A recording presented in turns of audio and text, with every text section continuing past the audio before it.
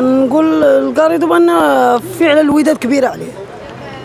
هو مدرب عنده تجربه، ماشي زعما نطيحوا من المستوى ديالو. مدرب كبير، ولكن هذا الشيء الماتشات ديال الوداد اللي ولينا نشوفوا في الاخر كبيره عليه الوداد. ماتشات يعني الوداد شنو اللي تدوزها مؤخرا غير التجربه، ما تدوزهاش كره، تدوزها تجربه. انا هو ما بين خصوصا الماتش ديال الجيش. الماتش ديال الجيش راه الخطه اللي دار راه ما خطه، ما هوتش حاجه، والوداد كبيره عليه صراحه. هما دابا الا جابوا مدرب خصو يجيبوا شي مدرب اللي يعرف يجاري الظروف ويتحمل مسؤوليته ويجاريها مزيان، لان الماتش الجاي ديال الوداد راه ماتش صعيب، وتنتمناو الوداد دوز، راه هي اللي بقات، هي اللي دابا تتشرف المغرب راه شي 10 سنين دابا، هي اللي غادا في هاد الماتشات ديال افريقيا وكلشي، راه هي اللي كاينه وديما وداد. زعما في المدربين المغاربه كاينين، ولكن صراحه خصهم يجيبوا شي مدرب، خاص يفكروا مزيان، يجيبوا شي مدرب كما قلت لك اللي غادي يجاري هاد الظروف اللي فيها الوداد دابا، لان راه خصو يعرف كيفاش يجاري هاد البطوله الافريقيه. وحنا ما باغينش الوداد تقصى من الاخر، لان حنا راه تنتبعوا الوداد فين ما مشات، وغدا غاد المحمديه، وتنتمناو نشوفوا شي ماتش احسن من ديال الجيش. ولكن واخا الماتش ديال الجيش بالنسبه لي انا ودادي وتنموت على الوداد، مزيان تكون داك التشويق في البطوله، ولكن راه الوداد راه في الدوزيام ميطا راه حنا راه مرضنا، راه بغى القلب يسكت لينا، ما نكذبش عليك، راه حنا كتنا في التيران والقلب بغى يسكت لينا. يجيبوا لنا مدرب اللي بحالو قد الوداد ويتحمل، بان يعرف راه الوداد راه فريق كبير وخاصو مدرب كبير، كما عندهم مسؤولين كبار تبارك الله عليهم، وتنقول لهم راه هاد في المدربين بقاو انسان يفكر مزيان باش يجيب مدرب اللي يعرف يجاري هاد البطولات الافريقيه. وهادشي اللي غنقول لك. شوف، هو كان اكبر غلط المجيء بكاريدو، لان مجرب وما كانش عند كيف ما كنقولوا حسن ظن الجماهير، ما كانش بداك الاسم اللي تذكر في سجلات نادي الوداد الرياضي.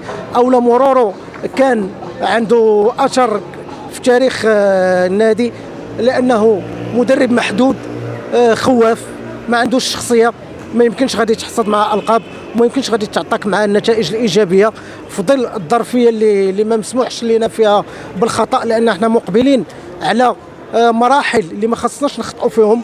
باقين عندنا المنافسه على اللقب الدوري، وعندنا كيف ما كنقولوا الذهاب ديال عصبه الابطال اللي هو محك حقيقي مع فريق ما خصكش تغلط معاه نص غلطه، اللي هو صن داونز المعروف لانه تقريبا احسن فريق كيلعب كره القدم في افريقيا حاليا، من النادي اللي كيف ما كنقولوا كيلعب كره جميله، ونادي بمواصفات عالميه كيف ما كنقولوا كتسيير، كاحتراف للاعبين كتشوفهم في الدوريات الكبرى، كتلقاهم في الدوريات الاوروبيه، ما كتلقاهمش في دوريات متوسطه. هذا الشيء خاصو يخلينا حتى حنا نكونوا واعيين بالمسؤوليه وواعيين بالثقل كلاعبين، كرئيس بالدرجه الاولى، لان الرئيس خاصو يحيد كيف ما كنقولوا السيبه، يتدخل باش تحيد السيبه اللي كتكون في مستودع الملابس، وبان اللي عنده الاحقيه هو اللي غيلعب، واللي عنده الجاهزيه هو اللي غادي يلعب، واللي غادي يكون راجل بهذا المعنى هو اللي يلبس التوني ديال الوداد، او لا يحطوا ويحتفل مع اصحابه اللي غادي يقدروا يجيبوا القاب. غادي نقولها لك بالتوداديه، المدرب واللاعب والحافز هو الرئيس حاليا، لانه هو اللي عليه كل الثقل، لانه خاصو كيف ما كنقولوا يدارك الخطا اللي بداه من بدايه الموسم. ضعف في الاعداد وضعف الاستعداد كان ضعيف، وكان ما يليقش بنادي بحال نادي الوداد الرياضي اللي عنده استعداد لبدايه موسم، كان حامل لقب افريقي وكان حامل لقب الدوري المحلي. يعني ما يمكنش غادي تبدا بتغيير المدربين وبمشاكل، لان ملي كتكون كان كيشرف عليك مدرب بقيمه الركراكي اللي شفنا العمل ديالو في كاس العالم على راس المنتخب الوطني اللي فرح جميع المغاربه، يعني خاصك تبدلو باللي بحالو او احسن منه. انت ما جبتي لا اللي بحالو ولا اللي احسن منه، تخبطنا في مشاكل مع عموته، جبتي النفطي اسوأ صفقه كانت، اسوأ السيئين ما بين النفطي وغاريدو. شفنا تعنت نفس البروفايل تعنت، ولا كيف ما كنقولوا قصحيه الراس اللي ما عندها حتى شي علاقه بالشخصيه، لان من يكون عندي مشاكل في الفريق كنشوف مصلحه الفريق قبل من المشاكل الشخصيه مع اللاعبين. اللاعب اللي غادي يقضي الغرض في الملعب هو اللي خاصو يدخل واللي قادر يبدل لي المقابلات. كنشوفوا لاعبين عندهم الحق باش يدخلوا وعندهم كامل الاهليه والاحقيه باش يحملوا القميص ديال نادي الوداد الرياضي وتعطي عطاهم الفرصه باش يبينوا على الموهبه ديالهم ويفيدوا الفريق، كنلقاهم حابسين دوكا الاحتياط، وبعض الخطرات ما كنلقاهمش حتى الاستدعاء ديالهم في اللائحه ديال المقابلات، ما كيكونش في بعض المقابلات. يعني هذا كيبين لنا باننا عندنا تسيب وعندنا سيبه كبيره في محيط الوداد الرياضي. هادشي اللي خاصو يتعالج في هذه الفتره القصيره، لان ما مسموحش لنا الغلط باش نشوفوا نادي الوداد الرياضي في المكان الطبيعي ديالو اللي هو منصه التتويج كبطل ماشي كمنشط للبطولات. اولا كنشكر المنبر ديال الكره على هذه الاستضافه، وكانت جات مفاجاه لان جاي من العمل ان شاء الله. وصادت بالنسبه لتغيير المدرب في هذه المرحله، انا غادي نتكلم لك ان المدرب مشات مع النتائج.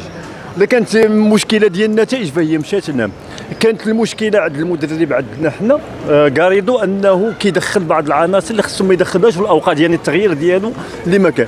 وكما ان سميتو غاريدو كان عنده المشكل في الفيستير ديالو، ان كانت المشاحنات مع السي صابر، كانت مشاحنات بعض اللاعبين كأناجم. هذا ربما انا اظن، حيت انا ما كنعرفش هذاك الشيء اللي كيكون في الفيستير، ربما انه اللي اجج عليه نار ديال الغضب بالنسبه للجمهور هو انه كانت عنده هاد المشاحنات وسط الفيستير ديالو. اما من الناحيه التقنيه فان غاريدو مشات مع النتائج، بالرغم من انه سميتو كانت المؤاخذات على هو واش يدخل هذا ما يدخلش هذا تشكيله باش كيلعب. اذكرك ان بالنسبه للاعب اللي كان تلعب به الوداد ما كانش المشكله مع غاريدو، كانت قبل منه مع النفطي.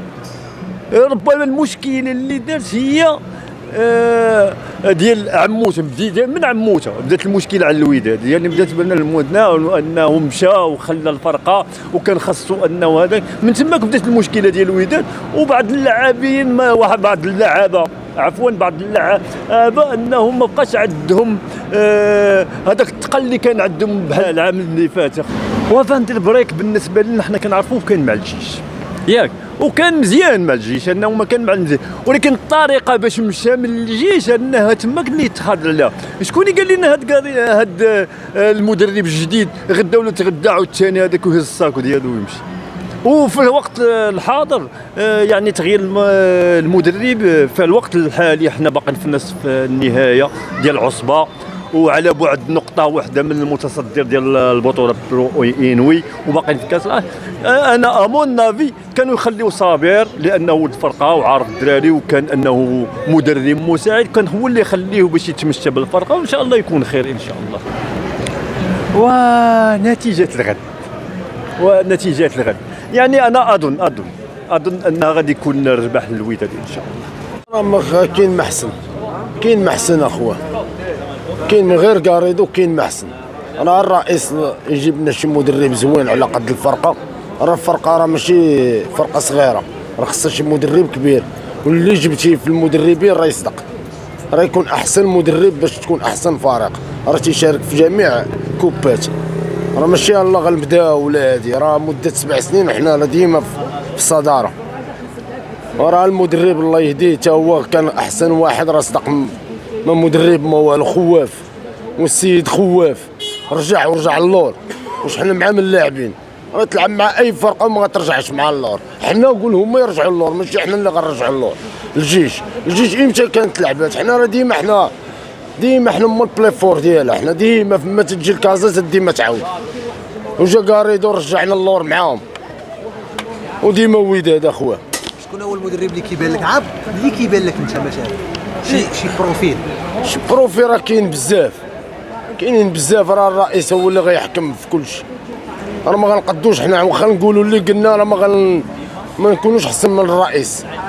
وديما وداد اخويا. النتيجه ان شاء الله محمديه 2-0 ان شاء الله، غنضربوهم 2-0 ان شاء الله.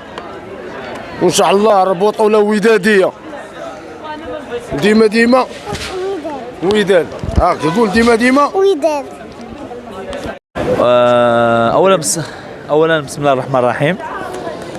كنبغي نشكر الجماهير الوداديه، العائله اللي يعني فاش كتوفر على عائله اوتوماتيكمون الافراد ديال العائله فاش كيوقع شي مشكل اش كيديروا؟